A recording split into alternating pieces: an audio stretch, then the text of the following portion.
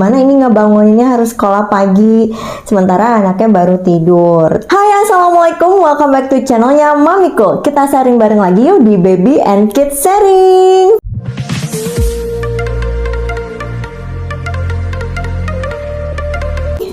Halo ya bunda, video kali ini Mamiko mau sharing mengenai masalah tidur pada bayi atau anak balita lagi nih.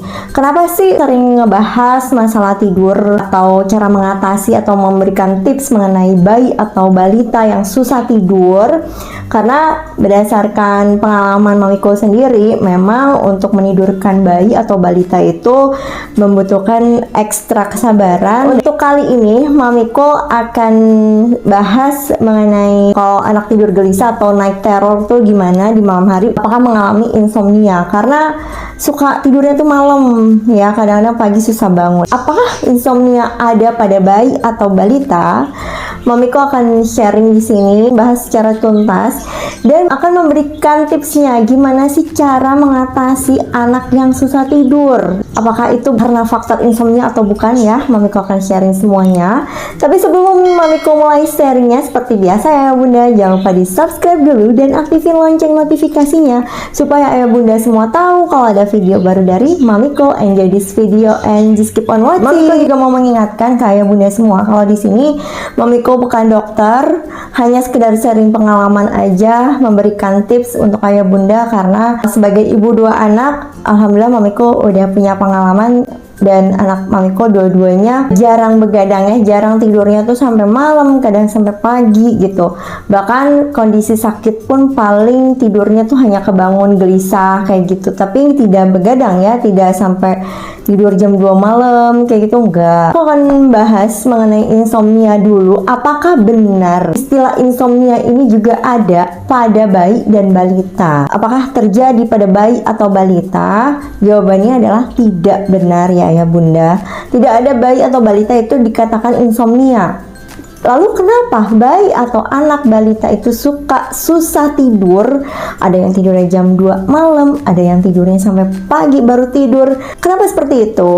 Itu karena bayi atau balita itu masih membutuhkan adaptasi ya di lingkungannya. Dulu kan di dalam perut mungkin dia biasa ya gelap gitu. Salah satunya juga belum bisa membedakan mana ini siang, mana ini malam. Apa aja sih penyebab bayi bisa susah atau kesulitan tidur? Karena itu nggak bagus ya bunda untuk bayi atau balita yang dibiasakan tidurnya malam. Mungkin ada beberapa orang tua yang ngebiarin ya udahlah nggak apa-apa, nanti juga lama-lama akan ngerti sendiri, akan tahu sendiri. Nanti kalau dia sekolah, dia waktunya mulai playgroup atau TK, nanti ayah bunda sendiri yang akan bingung gimana ini ngebanguninnya harus sekolah pagi, sementara anaknya baru tidur. Tapi kalau udah dibiasakan dari bayi atau dari balita, biasa tidurnya cepat, terus bangunnya juga pagi-pagi bisa cepat, itu nantinya pas sekolah ayah bunda nggak akan kerepotan lagi untuk ngebanguninnya, dan anaknya nggak akan jadi rewel di sekolah nantinya.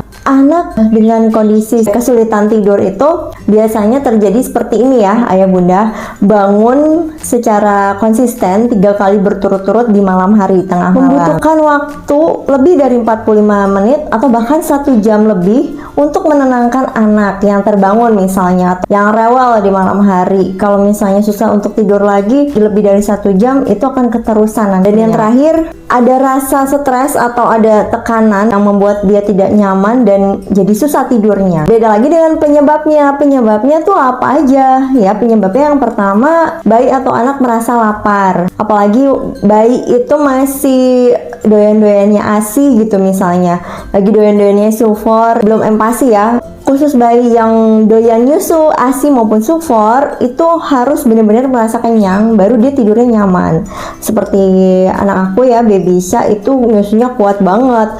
Kalau dia cuma pakai ASI waktu itu, karena kebetulan ASI aku dikit, itu dia nggak akan tidur dengan tenang, nggak akan pulas. Begitu dibantu sama sufor, alhamdulillah dia tidurnya jadi lebih tenang, pulas gitu ya. Kadang ibu juga ngerasa, kan udah dikasih susu banyak kok masih belum tidur juga sih, sampai gumoh-gumoh malah. Kalau bayi yang belum nyusu ya, meskipun dia udah banyak menurut kita, tapi kalau dia masih berasa lapar, ya dia akan terus nangis gitu, dia akan terus terbangun. Pokoknya selama dia belum empati, belum makan, pasti akan ngerasa kelaparan kalau cuma susu aja mungkin ya. Ada beberapa bayi seperti itu. Yang berikutnya refleks Moro, reaksi natural yang dialami bayi. Misalnya karena lingkungan sekitar ya, ayah bunda, misalnya ada suara yang tiba-tiba berisik, ngagetin dia, atau tiba-tiba dia mimpi yang mengagetkan gitu, atau dilepaskan dari gendongan bunda atau ayahnya, dia kaget gitu ya, kurang pelan-pelan atau kurang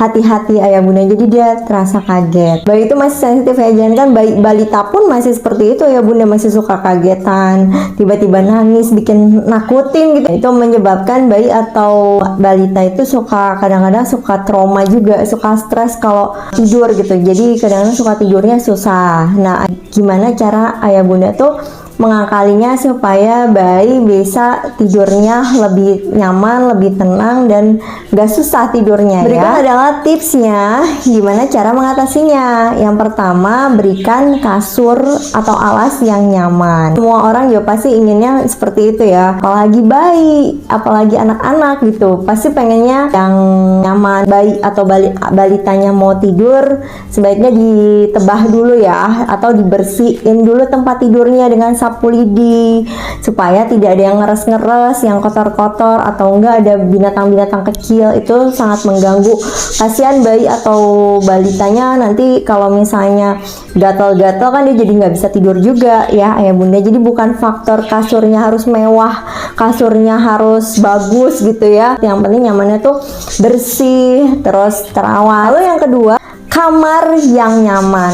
Selain kasur, tentunya kamar yang nyaman. Maksudnya gini, kamar yang nyaman itu bukan berarti kamarnya harus bagus juga, tapi nomor satu bersih ya. Kalau bisa jangan ada nyamuk, jangan ada serangga. Sebelum bayi atau balita tidur, pastikan kamar tuh dibersihin dulu, disemprot dulu. Kalau bunda takut dengan obat anti nyamuk, bunda mungkin bisa menggunakan humidifier dengan essential oil yang bisa mencegah nyamuk ya. Banyak yang alami kok ya bunda, nggak harus pakai obat anti nyamuk. Pokoknya pastikan kamarnya tuh benar-benar nyaman, jauh dari serangga, jauh dari nyamuk, suara-suara yang bising, suara-suara yang berisik.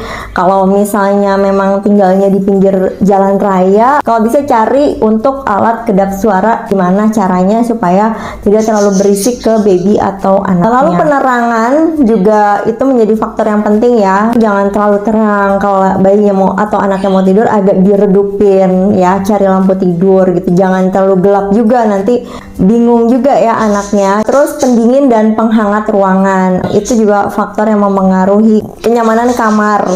Jadi kalau misalnya bayi tidur tuh jangan terlalu dingin kalau pakai AC. Yang berikutnya, biarkan bayi tidur dalam kondisi lapar. Bukan bayi aja ya, balita juga. Kalau bisa udah makan, kalau udah empati ya, udah makan sebelum tidur, udah minum susu dulu. Kalau nggak makan minimal minum susu. Kalau dia kenyang juga pasti akan tidurnya lebih nyenyak. Posisi tidur bayi, jangan tengkurap atau terlentang. Kalau tengkurap itu bisa menyebabkan sudden infant death syndrome ya, atau SIDS, beresiko kematian bayi mendadak ya. Nauzubillah min dzalik ayah bunda, karena kan pernafasannya, dadanya tertekan. Kalau balita mungkin udah bisa tidur tengkurap. Nah, kalau tidur terlentang itu juga biasanya bisa membuat bayi atau balita tuh kaget-kaget gitu. Kecuali kalau terlentang tapi ditindihin bantal kecil atau ditindihin guling kecil ya. Paling bagus itu memang tidurnya posisinya miring, jadi membuat bayi juga kepalanya yang lagi proses pembentukan tidak peyang gitu. Kalau terlentang tuh, kalau lebih sering terlentang itu banyak nggak bagusnya. Selain kaget-kagetan, itu kepalanya juga nantinya jadi kayak peyang gitu ya. Jadi yang terakhir, berikan pijatan hangat untuk bayi sebelum tidur atau balita.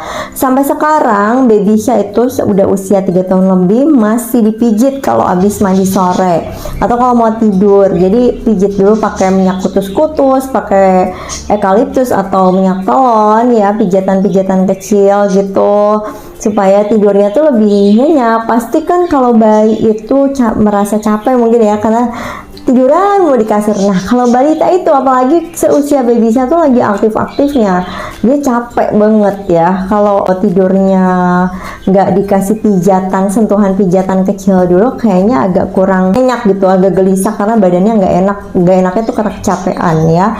Itu lebih bagusnya dikasih sentuhan pijatan kecil, pijatan hangat dulu ya. Pijatan hangat tuh maksudnya bukan hanya dipijat tapi dikasih minyak yang hangat-hangat ya, sampai ya bunda. Cukup sampai di sini dulu sharingnya Mamiko kali ini, semoga bisa bermanfaat dan menghibur ayah bunda semua. Kalau masih ada yang mau ditanyakan bisa komen di bawah atau DM ke Instagram Mamiko Intan_Rahardiani, atau mungkin ada kritik dan saran untuk channelnya Mamiko bisa komen di bawah ya bunda. Jangan lupa videonya di like, komen, dan di share ke yang lainnya. Thank you for watching. Sharing is caring and I'll see you on my next video. Assalamualaikum, bye bye.